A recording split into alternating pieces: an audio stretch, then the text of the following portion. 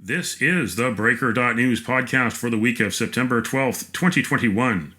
I'm Bob Mackin, publisher of theBreaker.news and host of the Breaker.news podcast. Welcome to edition number 203. The Breaker is your source for news, opinion, and analysis about British Columbia issues, institutions, and influencers. Later, I'll tell you how you can support The Breaker. On this edition, headlines from the Pacific Rim and the Pacific Northwest, the Is It Just Me commentary, I award a virtual Nanaimo bar to a difference maker, and the big deal feature. The countdown is on. Justin Trudeau's pandemic power grab election day is September 20th. Hear from the Breaker.news roundtable with political commentator and Vancouver Overcast podcaster Mike Klassen and former BC Solicitor General Kash Heed. Also, the whistleblower in BC's casino money laundering scandal testifies at the Cullen Commission. Hear from Ross Alderson, the former anti-money laundering manager at the BC Lottery Corporation. But first, is it just me?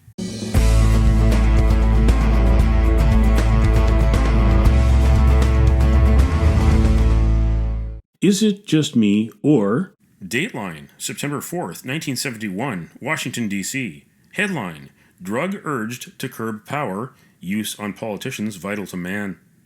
The Associated Press reported that the president of the American Psychological Association suggested development of a drug to be administered to successful politicians to prevent abuse of power in public office. Beyond this initial step, Dr. Kenneth Clark said such a drug might be useful for all mankind, quote, to contain human cruelty and destructiveness, end quote, and perhaps eliminate such social curses as racism and war. The story went on to say that Clark, the association's first black president, said politicians should be the first to receive such a drug because they hold, quote, life and death powers over mankind, end quote, in this nuclear age. The alternative to Clark's proposal was the ultimate destruction of the human species. Clark said the drug should apply to the man aspiring to be a city councilman, right on up to the incumbent or aspiring president of the United States. He urged international agreement and pre-testing so that it did not turn humans into robots lacking creative, evaluative, and selective capacities. He suggested the drug be tested first on criminals. 50 years later, we are now in the age of varying degrees of coronavirus vaccination mandates. What if there was a truth serum mandated for politicians? The Trump presidency would have been very different. Maybe it never would have happened. Justin Trudeau might still be a drama teacher instead of the Prime Minister of Canada's most corrupt government. British Columbia could have been spared the Christy Clark premiership. And what about Putin in Russia and Xi in China? Who needs a cure for the common cold when the world needs a truth serum for politicians? What do you think? Email Bob at theBreaker.news. This is the Big Deal feature on the Breaker.news podcast. This is the Big Deal feature on the Breaker.news podcast. We're welcoming Mike Klassen, a civic affairs commentator and podcaster with the Vancouver Overcast podcast, and Kash Heed, former Solicitor General of British Columbia, former Chief of the West Vancouver Police, and former Deputy Vancouver Police Chief. And the topic is this federal election, this unnecessary federal election, which all wraps up on September 20th. Prime Minister Justin Trudeau wants to turn his Liberal minority into a majority. Signs are saying that may not happen. The English debate happened on September 9th, the only English debate. Who won and who will benefit the most? Well, Bob, this is a democratic event. You can't call it unnecessary. I mean, the fact is that people like to get out there and exercise their vote. And now that we're getting down to the short strokes in this campaign, I think we can all agree that most people were more interested in perhaps taking a little break during the summer than focusing on this campaign before Labor Day. Up until the English debate, it's also been, I think, a very small group that have been paying attention. Now that this is, we're getting down to the, very close to the final election day on September 20th, I think that the public has really been a range of emotions on this one. It feels like anything can happen. I think perhaps one of the more exciting things about this election is just the fact that we don't know what the outcome is going to be. The polls are extremely tight. If you look at some of the analysis provided by polling groups across the country, the Liberals seem to be holding strong in Quebec and Atlantic Canada, where they have votes. They seem to be, almost neck and neck in Ontario. Aaron O'Toole is finally starting to kind of resonate with the voters, just because nobody really knew who he was before. British Columbia seems to be a very strong place for the Conservatives right now. Jagmeet Singh has focused almost entirely on his campaign on attacking Justin Trudeau. We'll see if that works, but all it tells us is that he thinks he's a nicer guy than Justin Trudeau. It doesn't say a lot about what the NDP are planning for the future of Canada. There's been also a lot of questions about the numbers behind his plan, and some questions about whether it's even feasible or not. So I think what'll be really fun to see is just to see how the numbers start to tick towards the final election day.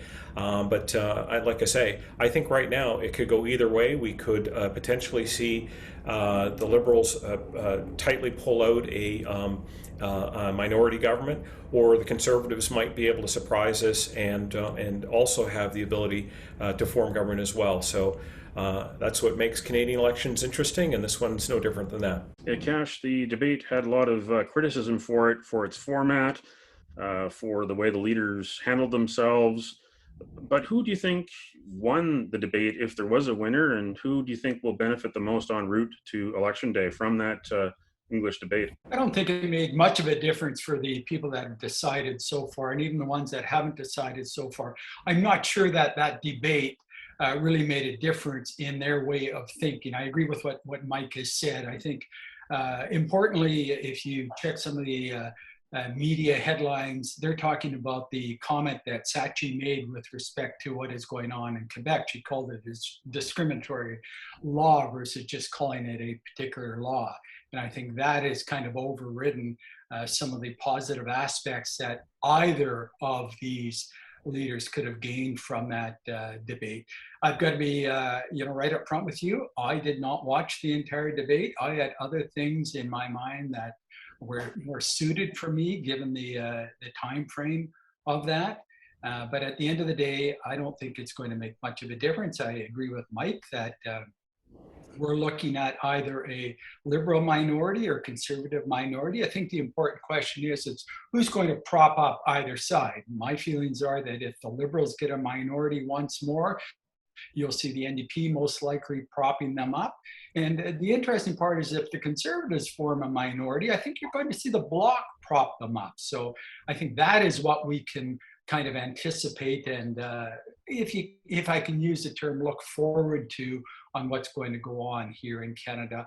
I don't think it was an unnecessary election, such as others are saying. We've seen these political people move forward trying to jump on the back that we have this crisis going on with COVID. We had it here in British Columbia. I think the only government that got voted out was in Nova Scotia. So it'd be interesting to see what happens, but I think we're due for another minority government here in Canada. What do you think the biggest issue is that's not getting attention, or just generally which issue during this election is getting too much attention? What about those issues? On one side, not getting enough attention, or not getting any attention at all, or being overblown, that is really not as relevant to Canadians. Mike, what do you say? You know what? It's surprising to me that we haven't had a bigger talk about healthcare. Healthcare is usually one of the more incredibly important issues of people. Obviously, it falls under provincial mandate, but the funding comes from the federal government. And there's been a lot of criticism that we've seen through, of course, with how long-term care was able to respond to COVID. There's been a lot of calls for additional investments into healthcare for older adults adults in Canada, that issue is just completely kind of faded off of the national dialogue right now.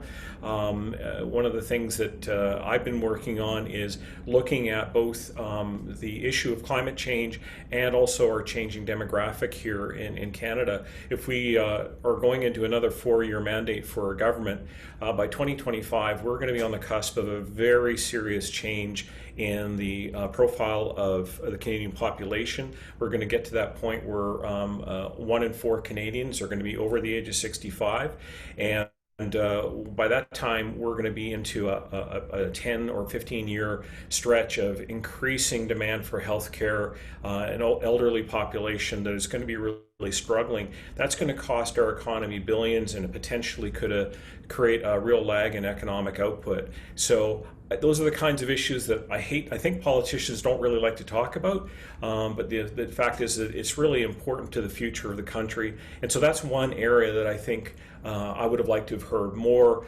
cogent ideas about how we're going to get ready for that change and how we're going to prepare for the aging demographic and provide health care for Canadians. Kash, what do you think the biggest issue is that's not getting attention, or an issue that's getting too much attention? The economy, and there are reasons why it's not getting attention, because it's not resonating in the minds of voters right now. They have so much to worry about and be concerned about their health during the pandemic, trying to make ends meet during the crisis that we're going through right now, trying to deal with their children. So in my opinion, that's the largest issue, but you can understand why the leaders really are not pushing this, because people are not looking at the large deficits that we are continuing to carry. And I think we'll continue on that particular theme, and it won't be a major issue going forward, regardless of who is elected. There'll be promises, but whether they're kept on the economy, I'm not sure. But I have to agree, there's 3 other areas which I think are critical issues. And Mike mentioned one, health. Health has always been on the radar when we go to any election, whether it's municipal, provincial, or federal. But I think 2 of the other issues that need to rise to the forefront are the social issues, because we're impacted so much by those social issues, which also include the racial divisions that we have within our country. But the other one is the environment. And I've seen what is going on here in our local media and even in our international media of what's happening not only in the United States, but around the world and here in Canada on all of those environmental issues. So I think those are the other 3 issues that really need to come to the forefront and resonate in the minds of voters. So those are the issues that I would like to see focused on in the next week or so. Yeah, Trudeau called this election on the day that Kabul fell to the Taliban while the 4th wave of the pandemic was accelerating. I called this unnecessary, and Mike, you took exception to that.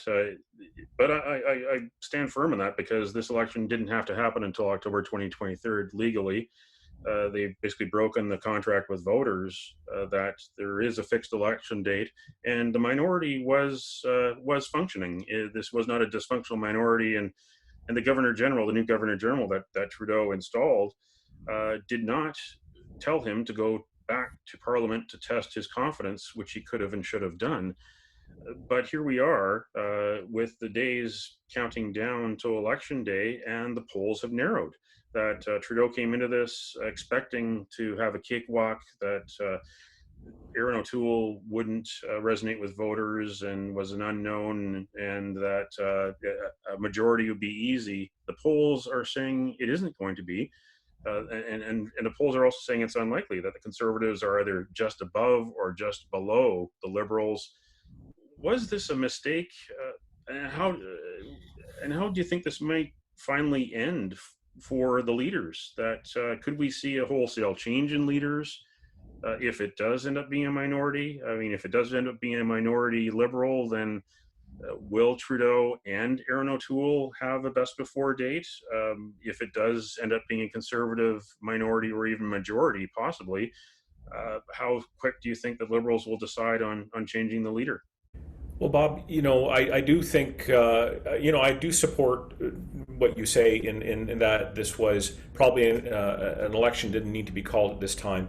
And of course, it is, I think, a reflection of how voters are feeling that we're seeing the ascendance at least through polling that's been released of the People's Party of Canada, which in some ways the PPC, as they're called, doesn't look like the PPC of 2019, which had a lot of social conservatives attached to it. This one seems to have taken on a bit of a new form, not unlike what we're seeing in the United States with the Trump-influenced Republican Party, a real groundswell of discontent. The rallies that Maxime Bernier have been holding in British Columbia towns and as well in other communities across Canada are hard to ignore, just in the same way that the stadiums that Trump fills up also can't be ignored. There's clearly a lot of people looking for at least some validation of their own worries and suspicions around about how the country is being governed right now.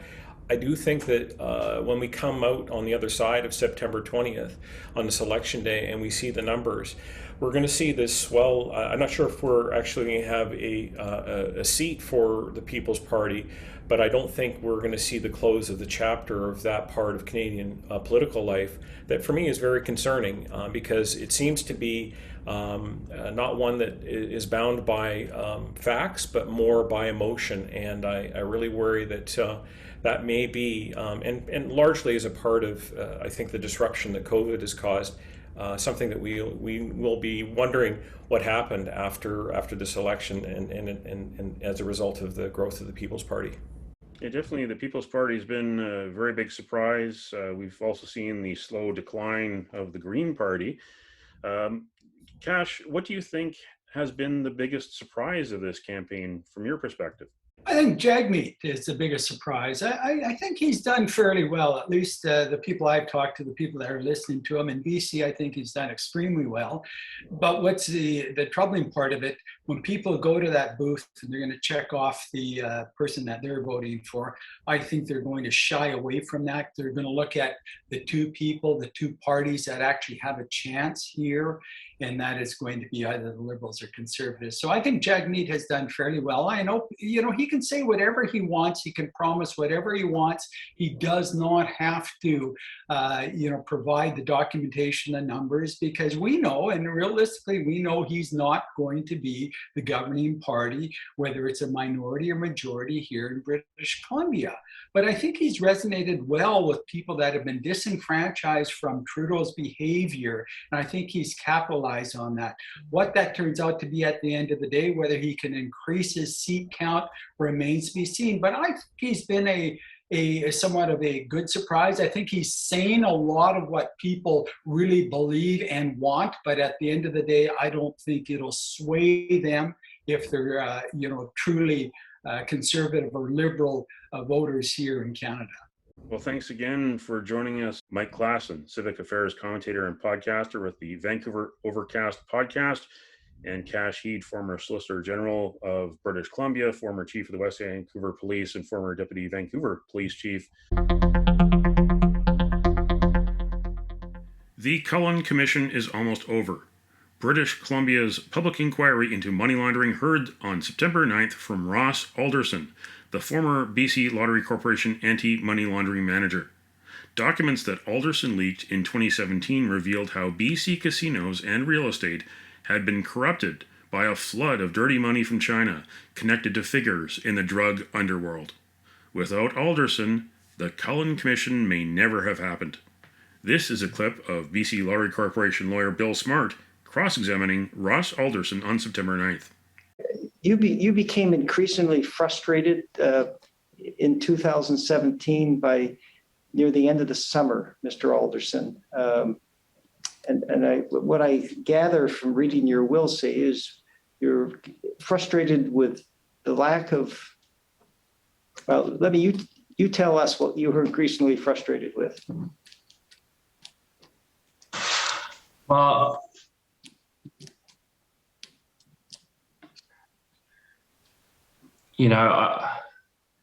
it's interesting. I think, much has been said about BCLC and my attitude towards them, and I want to put it on the record that the BCLC AML team, some of those individuals are second to none, and there were individuals that were trying to do the right thing. My frustration stemmed from the fact, and I'm in a bit of a unique situation, Mr. Smart. I'm not from Canada. I've lived all over the world. I've lived in, had the ability, and I came to Vancouver, and I looked at what I believe that city deteriorate over a number of years. I was quite taken, as a former police officer, quite taken aback by these gangbangers driving around parts of Vancouver unabated and coming from a country where there were stronger laws against that sort of thing. And just the lack of attention to what I saw as criminality. I had high hopes for when the policing unit ticket came into fruition that, that things would be done. I've given evidence about a meeting in 2012, the BCLC there was, that I was very unhappy about. I took the role as director because I thought I could make a difference. And we did, myself and my team and a lot of the management team there. And from that day in 2015, when Cal Krusty and I had that conversation, I believe that there was a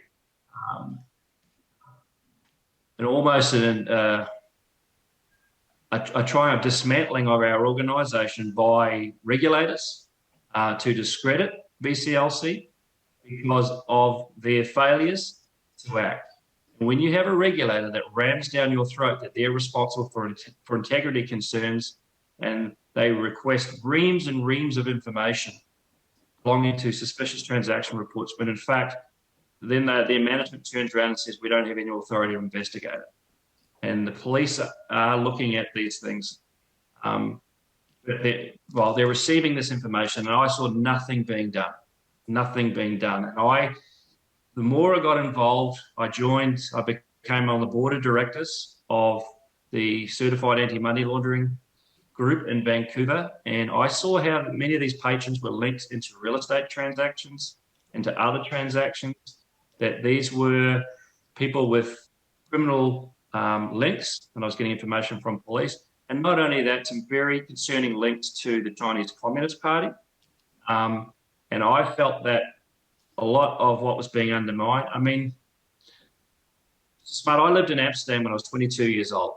And it was the first time as a country boy from New Zealand was really had my eyes opened about drug problems. But when I came to Vancouver, and I would drive from Vancouver head office to the downtown area to go to my meetings, I would drive down through Hastings and Maine, and what I saw down there, it's just, you don't see that too many places in the world. It's disgusting. And the whole thing to me was distasteful. And I felt that I was in a position that I had the information that this needed to be out in the public forum. And that was my frustration. And that's why you spoke to Mr. Cooper. It was. Yeah. And do I understand that be because in part to protect and support BC Lottery Corporation? I was frustrated on behalf of BCLC that the government were controlling the narrative. And I think they've tried to do that ever since. And I think that it's unfortunate. I mean, you have. So, that was part of the frustration. That I believe my initial conversation with Len Mayer in Victoria in 2015 was, you guys got caught with your pants down. And, it's been a finger-pointing exercise ever since. A flurry of audits, and the AML team were trying to do the right thing. They were getting smashed with audits, taking up all their time and everything else, so people could deflect from their inaction over many, many years. You were frustrated with law enforcement. I was frustrated with many things, Mr. Smart, but law enforcement, as a former police officer, I'm very disappointed in law enforcement in Canada. And I think you've had former police officers testify about their inability to prosecute the big stuff. When you have Director of Intelligence for the RCMP who's alleged to be selling secrets to third parties, I think that tells it all. That was whistleblower Ross Alderson from his September 9th testimony to the Cullen Commission on Money Laundering in BC. Justice Austin Cullen's report is expected before Christmas. Alderson referred to Cooper. That was Sam Cooper, author of the book Willful Blindness. He also referred to the RCMP intelligence official Cameron Ortis, who is going on trial in 2022. Ortis is accused of breach of trust and violating national security. I, Justin P.J. Trudeau. No! Sunny ways, my friends, sunny ways.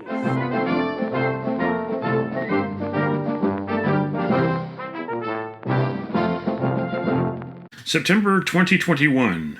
Conservative Aaron O'Toole versus Liberal Justin Trudeau. We have not stood up for the 300,000 Canadians in Hong Kong. We've not fought for the two Michaels and put pressure on the communist regime. We have not stood up for human rights. Sir, you did not show up for a vote declaring a genocide towards the Uyghur people. You didn't show up. Canada is the country that was leading the fight against apartheid. We created the UN Human Rights Code. We should be leaders for our values, sir.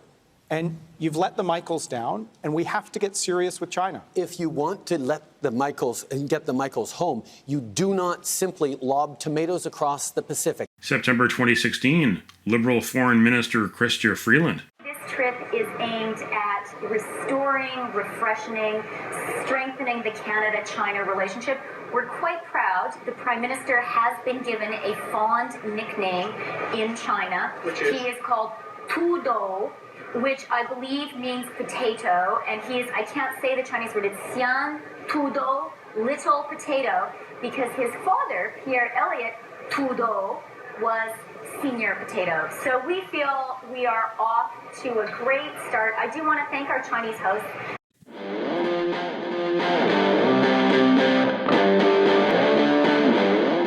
Now it's time on the Breaker.news podcast for Around the Rim. We look at news headlines around the Pacific Rim. In Kyoto news, Athletes Village closes, total Tokyo Games virus infections at 878. A total of 323 coronavirus infections were recorded during the Tokyo Paralympics, bringing the combined total for the Paralympics and Olympics to 878 since July 1st. The bulk of the Paralympic-related infections, 236, occurred among Japan residents, with operations staff accounting for the largest portion. Para-athletes accounted for 13 infections, coaches and other games officials 54, media members 18, organizing committee members 14, volunteers 11, and overseas staff at pre-games training camps 7. In the Taiwan news, Google reveals mass pro-China misinformation drive claiming COVID started in the U.S. Experts at Google and security company FireEye said a misinformation campaign that claims the novel coronavirus originated from a U.S. military base has expanded to social media platforms around the world. This operation reveals China is serious about pursuing the kind of international propaganda techniques often used by Russia, the experts said. In the Hong Kong Free Press, Hong Kong National Security Police raid Shuttered Tiananmen Massacre Museum a day after vigil group leaders arrested. The June 4th museum in Hong Kong was shut down in early June, 3 days after it was reopened with a new exhibition.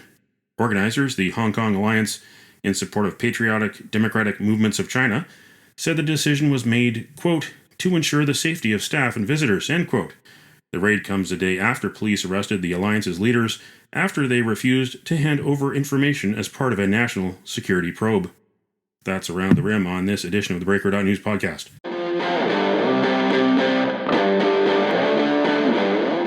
Now it's time on the Breaker.news podcast for Cascadia Calling.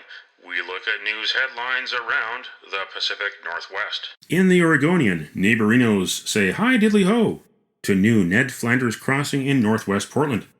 Portland's newest car-free bridge has a new neighborino. Northwest Portland's Flanders Crossing Bridge was renamed Thursday morning in honor of the beloved Simpsons character Ned Flanders, known best for his piousness, luscious mustache, and unflaggingly positive attitude. The Simpsons creator Matt Groening grew up in Portland and has named several characters from the long-running animated series after Portland streets. The projected cost for the bridge grew over time, finally topping out at $9.5 million. In the Seattle Times, ex-Seahawk Marshawn Lynch brings beast mode to the restaurant world. Beast by Marshawn Lynch and Kamaina, a partnership between Lynch and Kamaina chef Kevin Yamada, is expected to open by October at downtown Portland's Broadway Tower. The new restaurant will be a Hawaiian cuisine and sports-themed restaurant and will take up 3,200 square feet at the northeast corner of Hotel Vance, a just-opened Marriott property with 180 rooms. Many of Beast's dishes will draw inspiration from Lynch's Filipina grandmother, who raised the potential Hall of Famer in Oakland's cultural melting pot. In Czech news, ocean cleanup returns to Victoria with 8.2 tons of plastic from Great Pacific Garbage Patch. After their first 6 weeks on the water, a crew from the Ocean Cleanup Project docked in Victoria. The Great Pacific Garbage Patch plastic accumulates at the ocean's surface, brought there by converging currents. It stretches 1.6 million square kilometers, twice the size of Texas. Most of the trash is coming right from our beaches and shores. That's Cascadia calling on this edition of the Breaker.news podcast. When your face is gone, you won't stand alone. We'll all stand together, 'cause this is our home. And it don't matter what color you are, 'cause love will conquer hate. So you won't stand alone. You won't stand alone.